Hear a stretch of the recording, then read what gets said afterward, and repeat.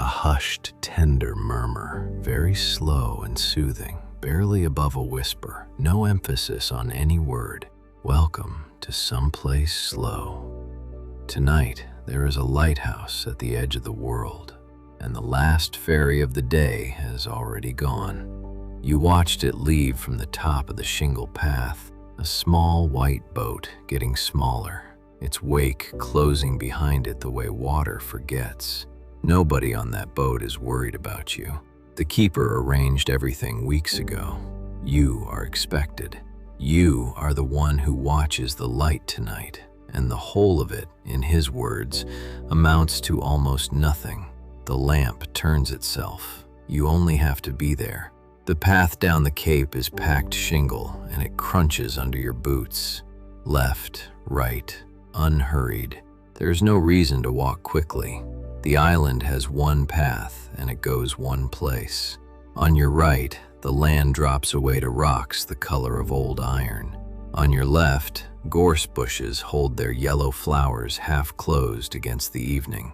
The fog is beginning to arrive. Not rolling, not dramatic, just assembling.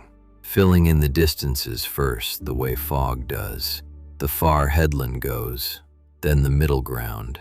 The world is making itself smaller, until soon it will be just you, the path, and the sound of water working somewhere below. The air cools on the backs of your hands, and then the light finds you. Not the tower is still lost in the gray, just the beam itself, swinging past overhead, a long, pale spoke turning through the fog. There, gone. You count without meaning to. 12 seconds, roughly, and it comes around again. You follow it home. The lighthouse assembles itself out of the fog in pieces. First, the lamp room, a warmth high up, haloed. Then the gallery rail beneath it. Then the long column of the tower, whitewash gone chalky with salt, streaked below the gutter line. And leaning against its base like a cat against a leg, the keeper's cottage. Single story, stone walls 2 feet thick, a brass porthole set into the door and light behind it. Someone has left that light on for you. You walk the last of the path toward it. Out of the fog on your left, a wall, dry stone, hip-high, keeping pace with the path the rest of the way down. You put out a hand and let your palm ride along the top. The capstones are broad and rounded, wet with gathered fog, fine drops of it cold under your fingers, and every drop has caught a grain of that light. Where the wall opens, there is a gate, silvered wood on iron hinges, standing partway open, wedged so, with a beach cobble at its foot. You go through and leave it just as you found it. On the gatepost, a rope hangs in dark loops, tarred. You know it by the smell that meets you as you pass. Tar and hemp and salt. A working smell, and an old one. Your fingers brush the loops in passing, firm, faintly tacky, cool. Inside the wall, the first change is the air.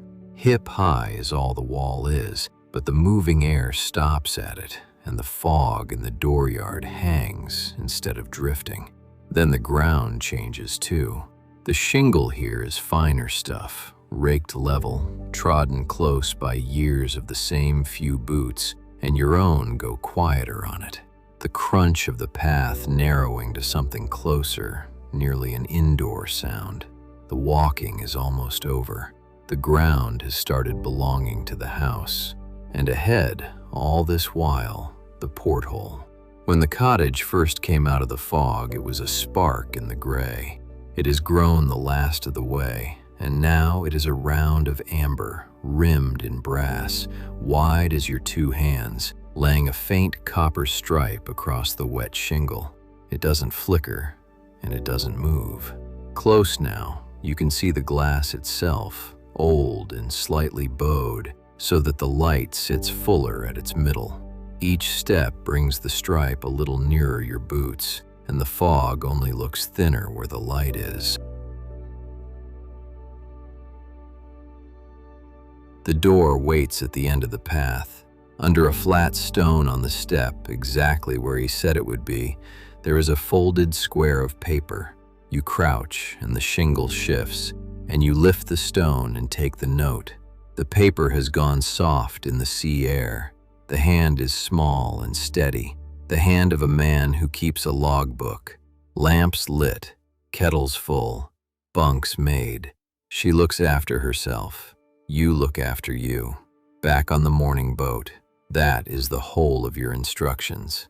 You fold the note along its crease and put it in your coat pocket, where your fingers will find it again later. The door has a brass latch, and the latch sticks. He might have mentioned that. You press your thumb down, and it resists.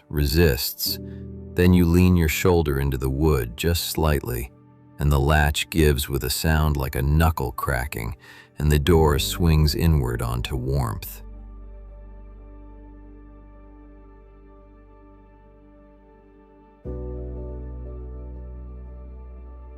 Barely above a whisper, emphasis on any word. Inside, the cottage is one long room, and it is already yours. A lamp with an amber glass shade burns low on the table. The iron stove in the corner has been banked for the evening. You can hear it, a faint settling of coals, tick, tick, like something small getting comfortable. The air smells of coal smoke and tea leaves, and underneath everything, salt. Salt in the plaster, salt in the floorboards. The sea got into this house 100 years ago and stayed, and the house doesn't mind. You close the door behind you, and the latch catches on the second try, and the sound of the water outside drops to a murmur through 2 feet of stone. It is still there. It will be there all night. But the walls have taken it and softened it, the way a blanket softens a voice. You stand a moment on the mat, just breathing the warm air. Your coat is heavy with damp, heavier than it was this morning. You work the buttons, horn buttons, smooth as beach pebbles under your thumb, and you hang the coat on the 3rd peg by the door. The first 2 pegs hold the keeper's things, an oilskin gone stiff with age, and a wool watch cap. The empty 3rd peg was left for you. A small thing, but it was left for you. The beam crosses the kitchen window. You see it happen against the far wall. The room brightens by a shade. The shadow of the window frame slides slowly across the plaster, and it's gone. 12 seconds. It will do that all night, above you and around you, the whole building breathing light out into the fog. Ships you will never see will see it, and stay away from the rocks and go safely on to somewhere else. All of that happens on its own. None of it needs you. There are your boots to come off. You sit on the bench by the door. The bench wobbles, one leg shorter than its fellows, and you let it wobble. And you unlace slowly, no hurry in your hands, and set the boots side by side under the pegs where the floor is warmest. Stocking feet on stone flags. The flags are cool at the edges of the room, warmer as you cross toward the stove. Whoever built this floor laid the stones flattest here, in the middle, where keeper after keeper has crossed to put a kettle on. And there is the kettle. Cast iron, black, faintly steaming already, kettle's full, sitting on the cooler side of the stovetop, waiting to be slid across. You rest your hand on its handle. Not yet. There's no schedule tonight, no one to make tea for but yourself. Everything here holds its warmth. The stove, the stones, the thick walls. The whole cottage is a held warmth at the edge of a cold sea, and you are inside it, and the door is latched. The beam crosses the wall again.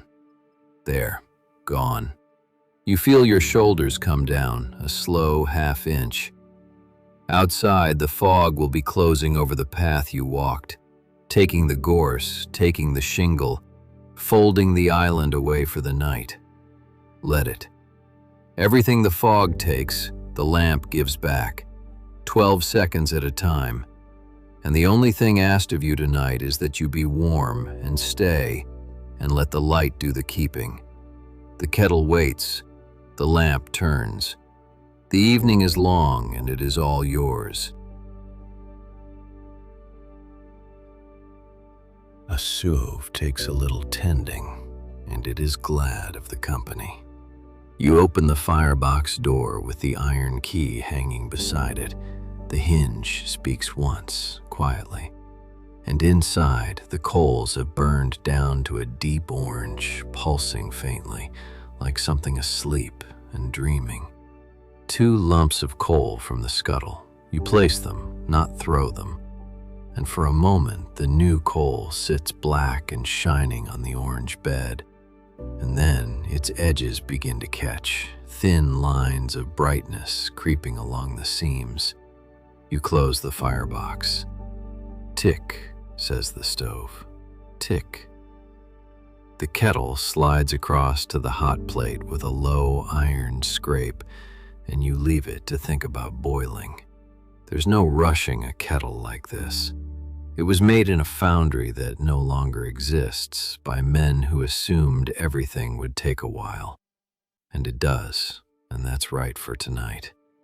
While it warms, the room introduces itself properly. A dresser against the north wall, holding plates on their edges, none of them matching, you notice. A willow pattern plate beside a plain cream one. Cups from 3 different decades. The keeper has broken things over the years and replaced them one at a time from the mainland, and somehow the shelf looks better for it, the way a beach looks better for having different stones. On the table, the logbook lies open under the amber lamp. You lean over it without sitting, hands in your pockets. The entries are short. Weather, mostly. Wind west-southwest, easing. Lamp trimmed, oil at 3/4. One line from last Tuesday says only, "Seal on the east rocks again, big fellow. Stayed all afternoon." There is a pale ring on the page where a mug once sat, and the ink of 2 entries curves around it. The beam crosses the window. The plates on the dresser catch it, one after another, a slow run of light along the shelf. And the room dims again, softly, like a held breath released. The kettle begins its first low note. Not the whistle, that's a long way off yet. Just the deep hum a kettle makes when it starts taking the heat seriously. You lift the tea tin down from the mantel shelf. It's an old toffee tin, worn to bare metal at the corners, and inside it the leaves are loose, black, and generous. 1 spoon for the pot. 1 more, because the keeper's spoon is small and the night is long. The teapot is brown glazed clay, crazed all over with fine lines, and warm already from sitting near the stove. This pot has made 10,000 pots of tea. You set it by the kettle to wait with you. Waiting is most of what happens in a lighthouse, and nobody here has ever minded. You go to the window while the kettle works.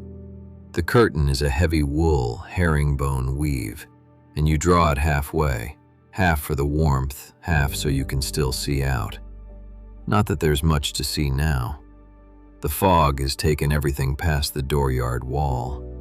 What's left is the near world. The wall's dark capstones beaded with damp, a coil of tarred rope on the gatepost, and every 12 seconds, the beam overhead, turning through the gray like the arm of a slow clock. The glass is cold near your face. The room is warm at your back. You stand right on the border of the two, and the border holds. You feel the heat of the stove reach you, low across the floor, at the level of your ankles.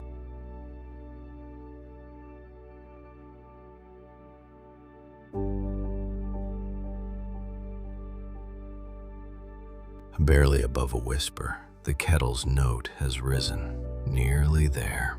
You spoon the leaves into the pot, They patter on the clay like the first drops of rain on a roof, and when the kettle lifts into its whistle, you take it off before the sound can properly get going. No alarms tonight, nothing shrill. The water goes over the leaves in one slow braid, steam climbing, and you fit the lid on and set the pot near the stove to steep, and you turn the sand timer that stands beside the tea tin. It's a 3-minute glass and a little wooden frame, worn shiny where a thumb and finger have turned it for years. The sand runs pale and fine. You watch it fall for a while. There are worse things to watch than falling sand, and few better. While it runs, orders of business, none of them urgent. You nudge your boots a little closer to the stove so the damp can leave them overnight. You square the note from your pocket on the mantel shelf, under a whelk shell that seems to be there for that purpose. You turn the amber lamp down a shade. The room settles around its smaller circle of light, and the shadows in the corners deepen and soften, and none of them hold anything but chairs. The sand runs out. The tea is ready. The mug is where mugs live, on a hook under the dresser shelf, and it's the one you somehow knew it would be.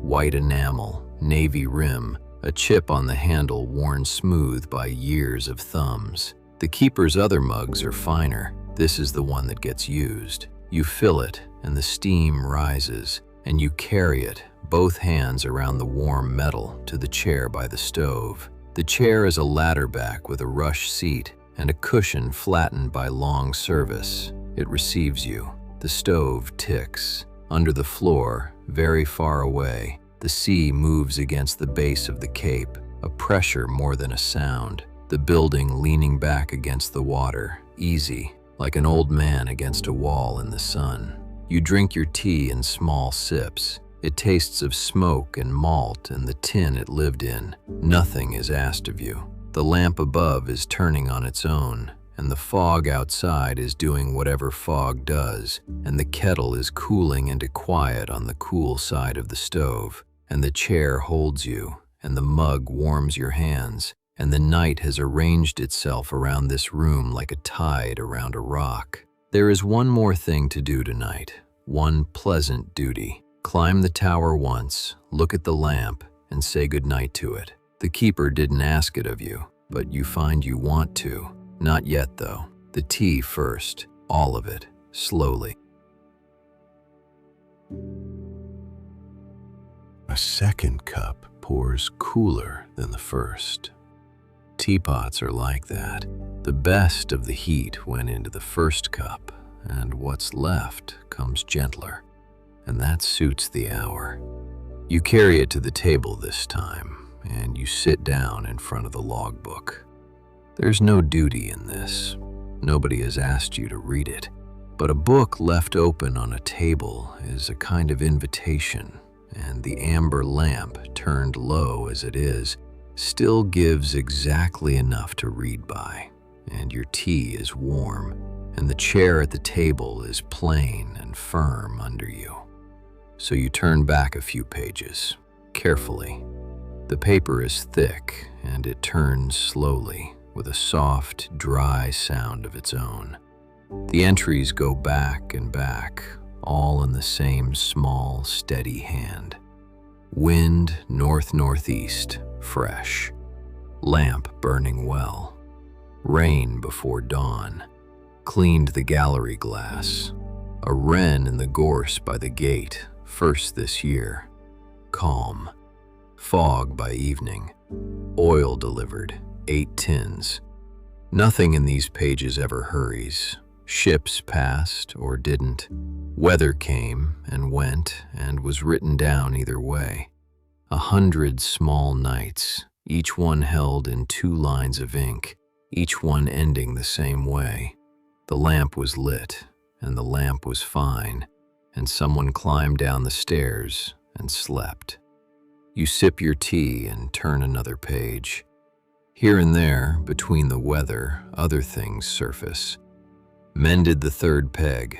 It has wanted mending a long while. You look up at the 3rd peg, your peg, with your coat on it, holding. Whatever he did to it, it took.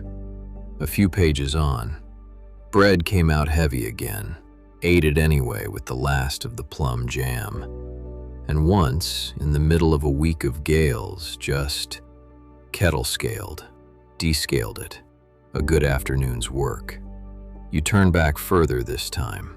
A good thickness of pages, a whole year and more in one go. And the book opens on a winter long finished. Snow in the night, 3 inches on the gallery rail. Swept it off before breakfast. Snow again, deeper. Path lost till noon. Wind due north, gone by dark. 2 jerseys up the tower. That winter is years done now, and the writing comes forward through the pages toward tonight, unchanged. A beam crosses the window and slides along the tabletop, and for a moment the pages brighten under your hands, the ink standing up dark on the paper, and it moves on, and the amber lamp takes over again, and the room is smaller and warmer for it. You lean back. The chair answers with one creak. Somewhere in the pages under your thumb is every night this house is kept. Not one of them needed to be interesting. That's what the book is for. It isn't a record of things happening. It's a record of things not happening, night after night after night. Each one signed for by somebody who then went to bed. The most boring book on the coast.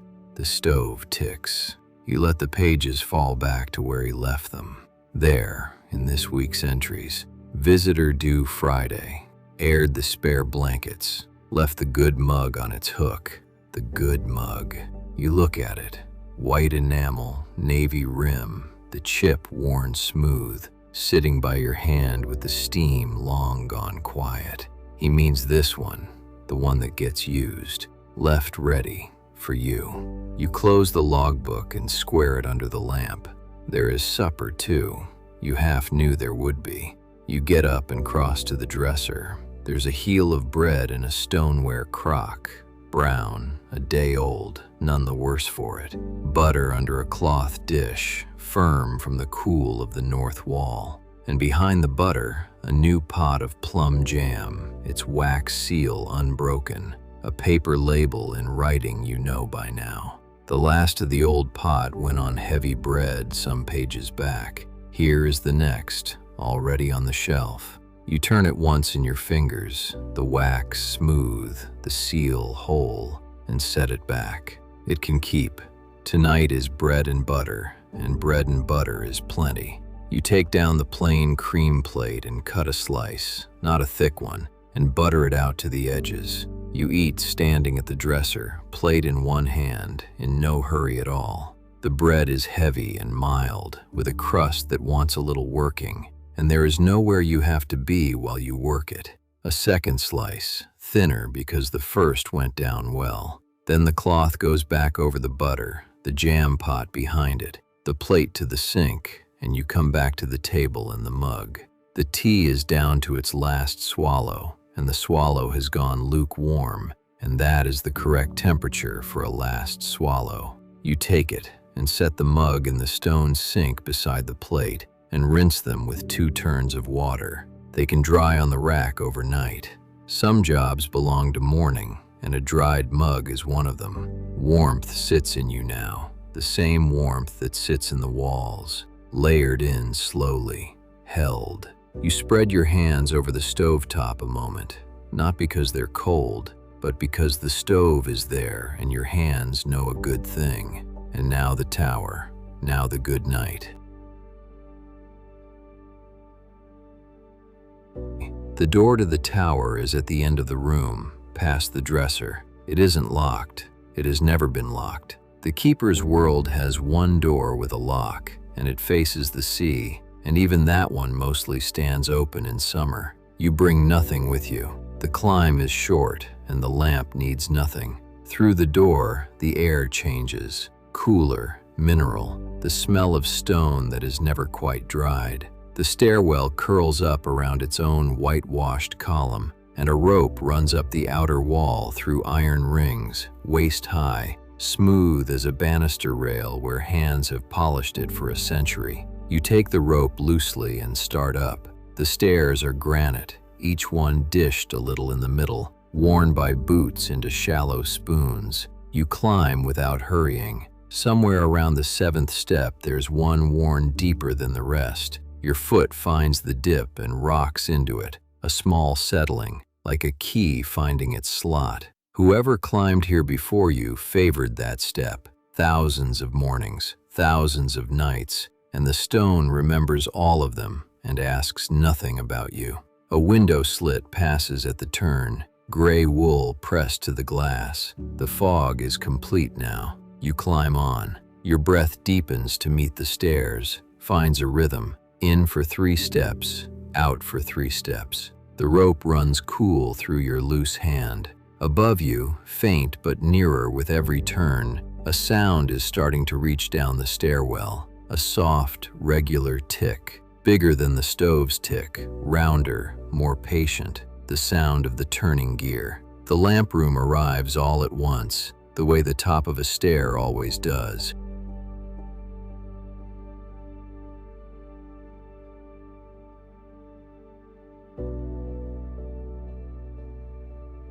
Barely above a whisper, no emphasis on any word.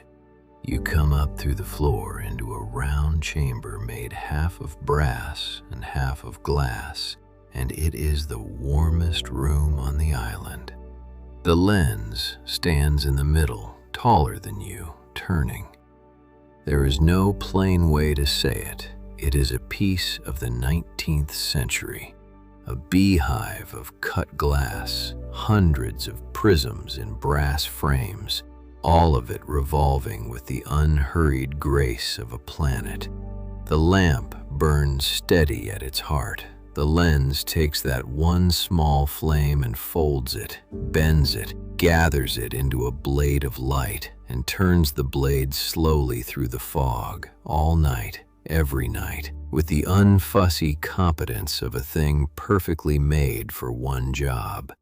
The mechanism ticks below it, brass gears in an iron case, and a weight on a chain descends somewhere in the column at the pace of a spider lowering itself. That's all the machinery is, a weight falling slowly. Gravity keeps this coast safe, gravity and glass and a small flame. None of it needs you. You came up to say goodnight, and the lamp doesn't hear you, and it doesn't need to. You stand a while with your hand on the brass rail that circles the lens. The rail is warm. Everything up here is faintly warm, lamp warm, and the glass walls hold it the way a greenhouse holds an afternoon. Beyond the glass, the fog presses close, lit from inside. You are standing inside a pearl. When the beam swings past your side of the room, the whole world outside the glass goes briefly luminous, a soft white with no edges, no distances, nothing to see and nothing missing. There, gone, 12 seconds. Below, under everything, the sea. From up here, it's a long, slow breathing against the base of the cape, in and out. Never quite the same twice, never anything new.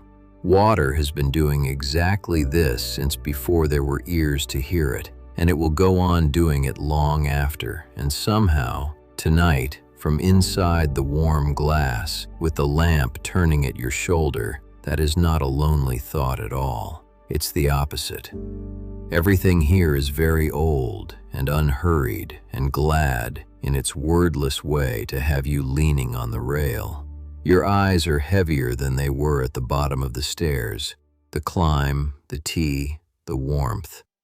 The day you traveled to get here, ferries and paths and salt air, all of it stacked up gently behind your eyes now, patient, waiting to be slept. The lamp will turn. The weight will fall at its spider's pace all night. The fog will hold the island, and the walls will hold the warmth, and the water will keep breathing in the dark below.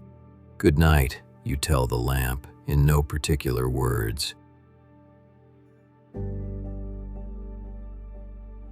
barely above a whisper, but you don't go down. Not yet. There's a stool up here you hadn't marked till now, tucked between the mechanism case and the glass. 3 legs, a dished wooden seat, the varnish worn to bare wood in the shape of 100 sittings. The keeper's stool, where a man sits when the lamp is doing the work and the night is doing the rest. You sit. The stool takes you with a small wooden knock, settled. At this height, the fog isn't weather anymore. You're inside it, and it's inside the light, and every turn of the lens sends the bright blade out into the gray, and the gray takes it softly, the way deep water takes a stone. You watch it go around and around. You've stopped counting it a few turns back without deciding to. Up here, the turning is just breathing with a light in it. The weight goes down its chain, click by patient click, somewhere in the dark of the column below your feet, and under it all, the sea. From the stool, you can't see the water at all, only fog, lit and unlit, going bright and dim, but you can hear it working at the base of the cape, that long, slow push and give, and you find you can tell the difference now between the sound of a wave arriving and a wave leaving. Arriving is fuller, leaving is longer. Arriving, fuller, leaving, longer. The teapot is downstairs, keeping what's left of its warmth to itself. Nothing is up here but light and brass and you, and still, it takes a while before you're ready to give the stool back to the dark. The lamp doesn't need watching, but the watching holds you. The lens turns, the blade goes out into the fog, comes around, goes out. Your eyes are half closed now, and nothing about the room minds.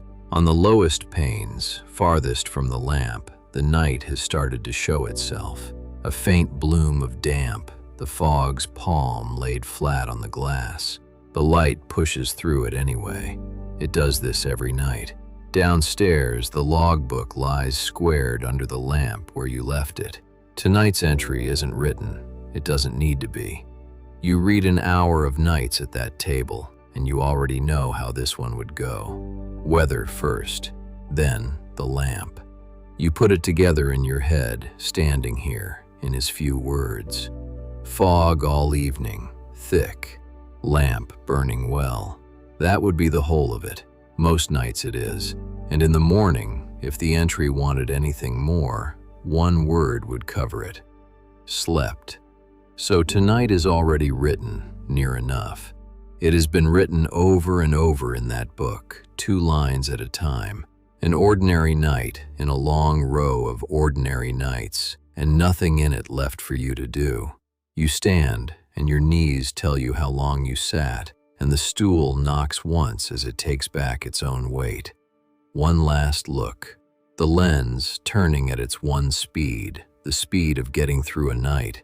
The flame at the heart of it, no bigger than a hand, meant for 20 miles of clear night. Tonight, given entirely to the fog. Enough. Bunk's made, said the note. Time to go and see. You take the stairs down slowly, rope loose in your hand, and every step down is a step nearer the bunk, the dished stones, the dip at the 7th from the bottom. Your foot finds it again, that same small settling. The stairwell hands you back to the cottage door, and the cottage takes you back in. The stove's warmth, the amber shade burning low, the faint, sweet ghost of tea. The room has kept everything exactly where you left it. Rooms like this one always do. Barely above a whisper, one more slow turn around everything before bed. Nothing needs doing, and that's reason enough to do it. A touch here, a straightening there, the kind of round a person makes at the end of any quiet evening in any old house. You take it slowly. There is nowhere after it but bed. You begin with the chair by the stove, the ladder back, still angled from where you sat with your tea. You square it to face the fire so the morning will find it ready, and lean the flattened cushion against the rungs to air. The plain chair at the table goes in under the table's edge, quiet on the flags. 2 chairs, both empty, both easy about it. Your boots have made progress. You pick one up. The leather has gone from cold to merely cool, and the toe is nearly dry. You tuck the laces down into the shafts, out of the way. Then you turn the pair, heel where the toe was, so the warmth can work on their other sides, and set them back in their patch of stove heat. The coat next, on its 3rd peg. You press a sleeve between finger and thumb, up near the shoulder, where it hung heaviest. The wool has given up most of the sea it carried in. It no longer weighs what it weighed at the door. You close the top button so the coat sits true on its peg. By morning, it will be just a coat again. Halfway round, you stop in the middle of the floor on the flattest stones. Lamp low, stove ticking. The kettle done for the night and the teapot beside it. From here, your whole night is in view. The chair, the mantel, the dresser, and past the dresser, the dim nook with the bunk in it. Nothing in the room is more than a few steps from anything else. Then the window. The fog is against the glass, near enough to touch if the pane were not in the way, and it has made a mirror of it. In the dark glass, the room stands behind you. The amber lamp, the dresser, the dull shine of the stove, clearer than anything out past the wall tonight. Nothing left out there to watch. The herringbone curtain has been waiting at half since tea time. You draw it the rest of the way, one slow pull, stopping a hand's width short of the frame. The rings run softly along the pole. The heavy folds swing to rest against the sill, and the window is nearly wool. With the curtain drawn, the near sounds come up a shade. The stove, the sea under the floor. The room sounds rounder for the wool. The lamp has the room to itself now. The world is down to one room, the stove, the chairs, the amber light, and you. On the mantel shelf, the sand timer stands run out. It's 3 minutes gone with the tea. You turn it over once more, for nothing this time. No pot is steeping, no kettle is on. It runs just the same. The thread comes down fine and even, grain after grain. The lamp puts one amber bead of light in the glass, and the bead stays put while the sand moves through it. After a while, you're watching the lower glass more than the upper. Each grain down, joined, accounted for. The heap below builds 1 grain at a time, and the room is quiet enough that you could nearly hear them land. You watch it to the end. The last few grains go down, and then it's done. 3 minutes of the night passed with nothing in them but sand.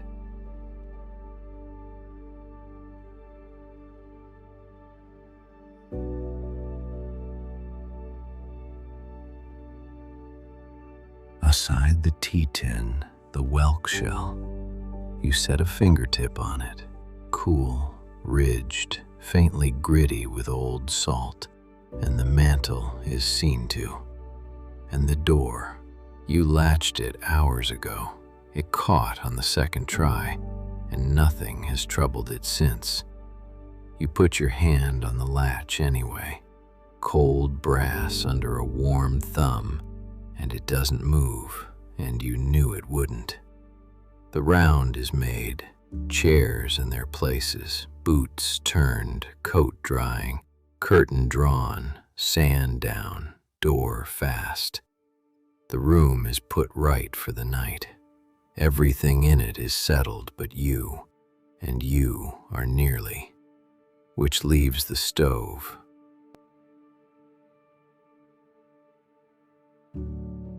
You bank the stove for the night, the iron key, the hinges one quiet word, 2 last lumps of coal placed on the orange bed, and you close the firebox and turn the damper to a thread. The stove will hold till morning, ticking to itself, an ember heart in an iron chest. The amber lamp turns down and out, and the room does not go dark, because the beam is still crossing the window. Every 12 seconds, the plates on the dresser take the light, one after another, and let it go. The cottage runs on light from its own tower, second-hand, softened by fog and curtain wool. It is exactly enough light to find a bunk by.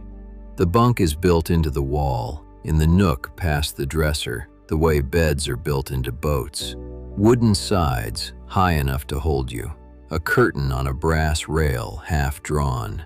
The keeper made it up fresh this morning. Sheets worn soft as old flags. 2 wool blankets, gray with a red stripe, and the pillow smells faintly of cedar. From the chest the linens are kept in.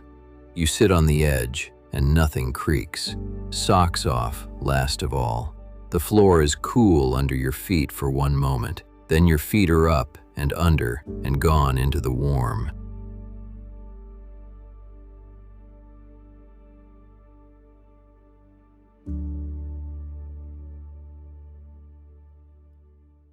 A hushed, tender murmur, very slow, drowsy, growing softer. You lie on your back first, the way everyone does in a new bed, taking the measure of the dark. The ceiling above the bunk is planked, painted, close. Rain has come through some old year and left the shadow of a stain in one corner, shaped like an island no one has mapped.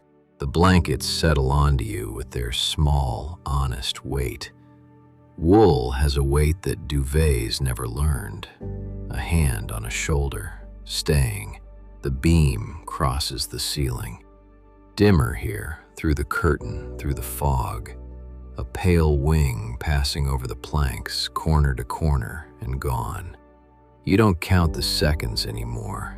Your body has learned the interval by now, somewhere below thinking, and it waits without waiting. And the light comes and passes, and the dark comes back, a little softer each time. The stove ticks, slower now. The kettle ticks too, cooling, an answer from across the room.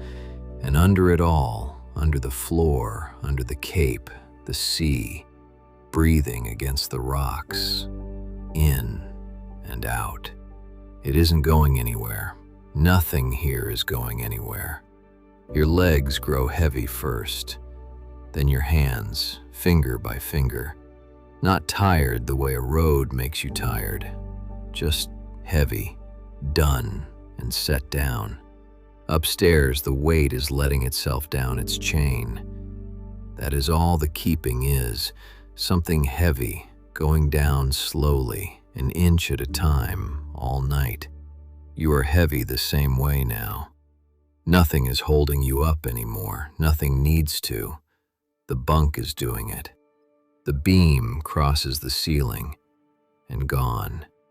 The room counts for you.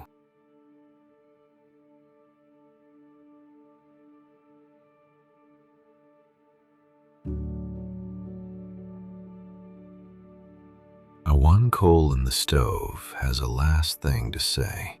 It says it, one small tick, and is quiet. Out in the fog, the island is put away. The path, the gorse, the dooryard wall and its coil of rope, even the 7th stair, holding its little hollow in the dark for tomorrow. None of it waits for you. It is simply there, the way it was there 100 years before you came. Cedar, faint from the pillow. Then, not even that. 12 seconds out, 12 seconds home, and somewhere in the last little while, your breath has fallen in with it, out and home.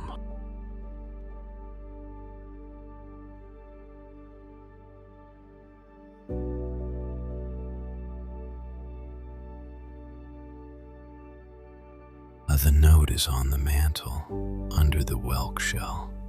You know it without looking. Lamps lit, kettles full, bunks made, all of it kept. The lamp keeping its word above you. The kettle, quiet now, its work done. And the bunk is made, and you are in it, under wool, behind 2 feet of stone. You came to watch the light, and you did, all the way here. Eyes closed, it finds you anyway. Rose gray through your lids, there, and gone. It comes back. It always comes back. 12 seconds is a long time this far down. Long enough to forget the light and be found again and forget.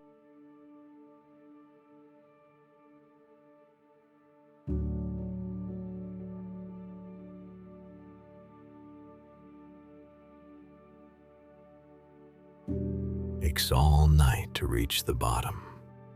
So go down with it.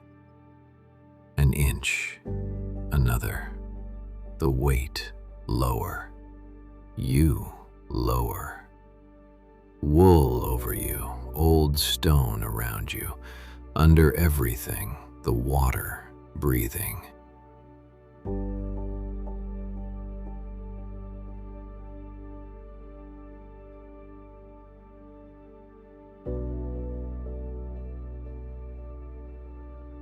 The beam, there, gone. Lamps lit, bunks made, lamps lit.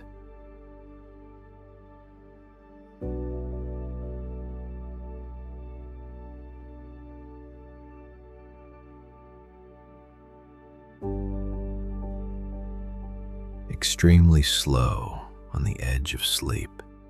Good night from someplace slow.